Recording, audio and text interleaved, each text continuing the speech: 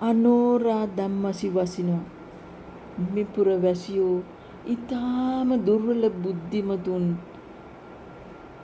ඇත්තටම ප්‍රඥාව කොහොමද බුද්ධියක්වත් නැති අය.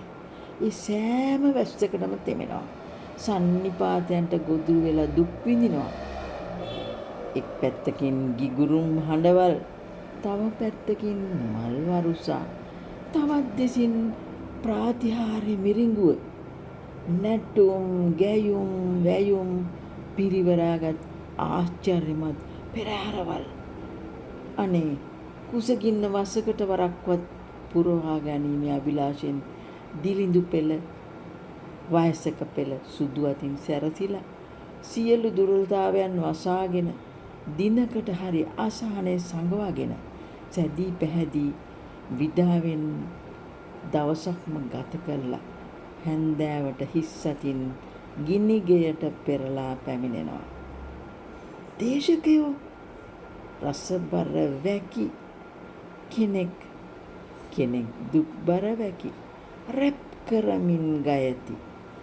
කෙනෙක් සුරංගන රැඟුම් දෙව් බොජුන් සුවඳ විලවුන් පිරුණු සදෙව්ලව මවන්නේ මෑතකදී විසිට් එකක් දැම්මා වගේ.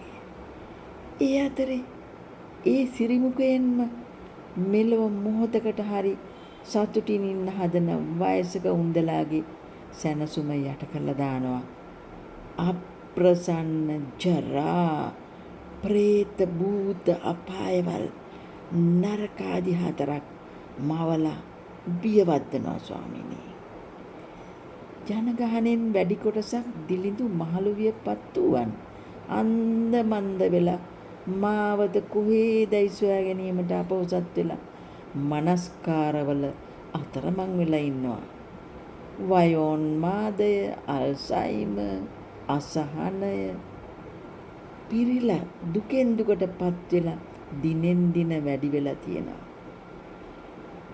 ඉතින් පැල්පතේ ඉපදිලා කසාවත පොරවගෙන දුක් කන්දරාවල් නිවා ගන්න ඕන කියලා නියම මගට අවතීර්ණ වුණත් වැඩි කල් යන්නට ඉස්සෙල්ලා කාසි වැසි වස්සන ධම්මකාමී වෙසින් එන මාරයින් පරාජය කරන්න නම් ලේසි නෑ. ඊතරමට ස්වාමීනි. ඇත්තටම මාලිගා සැප වාහන විශ්වයෙන් මවලා දෙනවා. ගල් ගුහා වෙනුවට අන් අයට ඇතුළු වීමට තහනම් සුවඳ කුටි වලින් පුදදී ධාන බිඳ දමනවා. රූප සුන්දරියන් වට කරගෙන පවන් සලන තුසිතය මෙහිමනම් මොන ලෝකෝත්තර සැපක්ද?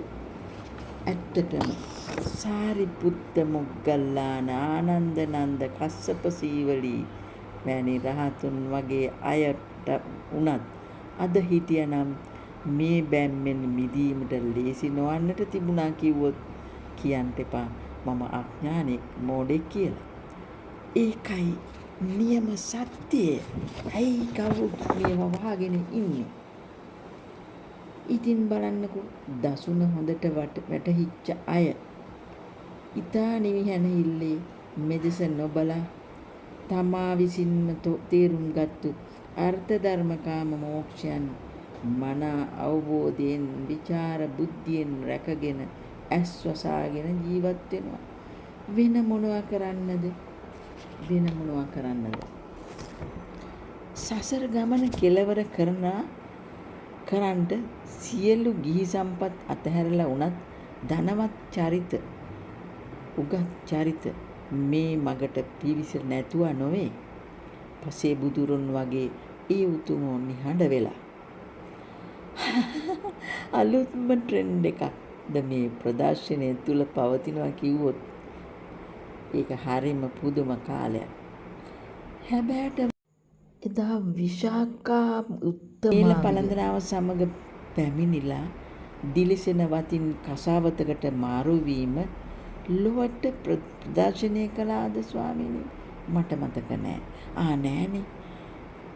ඒ උත්තමාවිය මේල පළඳනාව විකුණලා අර හැදුවනේ විශාල පන්සලක් පූර්වාරාමය කියලා. එතකොට එතුමිය එන්නේ නැත්තේ සාමාන්‍ය මතකින්. කේමා උත්පලවන්න අක්බමරු වගේ කේශ කලාපය දැලිපියකින් සූරා බිමට දමන සංදර්ශනය දුටුවාද? මං හිතන්නේ නෑ. ඇත්තටම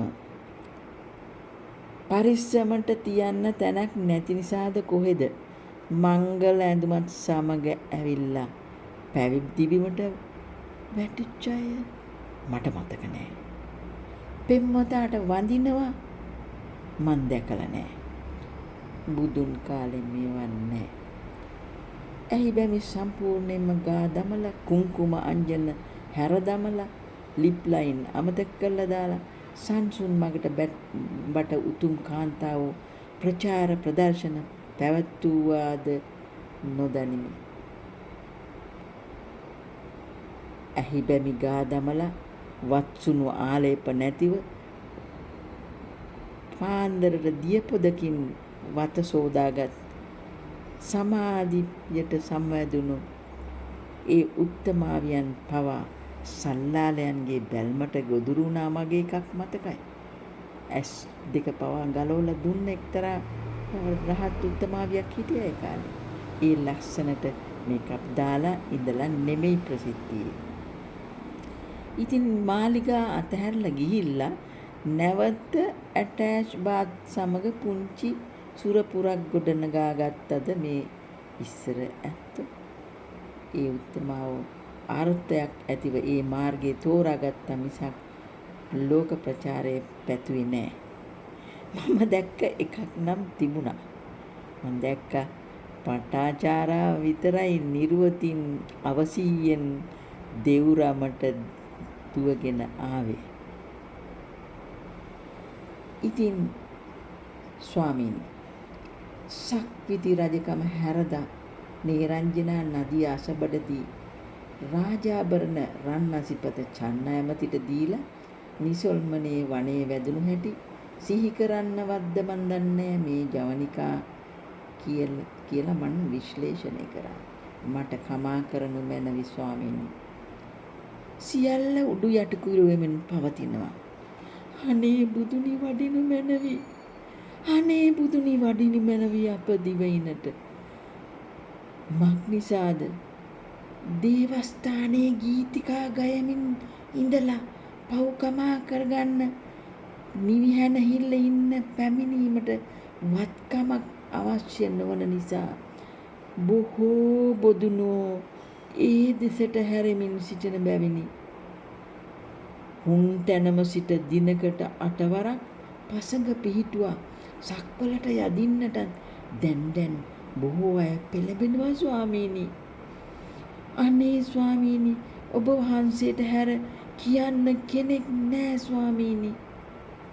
තොම්බොරොල් පුද පූජා යාග හෝම අර අමුසොහොනෙන් අහුලාගත්තු රෙදි කඩ ප්‍රදර්ශනය කරන තරංග පෙරහැරවල් ඇත්තටම නිවීම සැනසීම සැහැල්ලු කරලා තියෙනවා ස්වාමීනි. මුදල් වැඩිපුර ඇතනම් නිවන මිලදී ගන්නට පුළුවන් කාලයක්. විශේෂ සංදර්ශන කප්පරක් පුද පූජාවලින් නිවන අත්කර ගන්නට පුළුවන් කාලයක්. මේ කොතනද අපි යන්නේ? ඇයි අපි අනාථ වෙලා තියන්නේ? බුදු ස්වාමීනි වඩිනු මැනවි.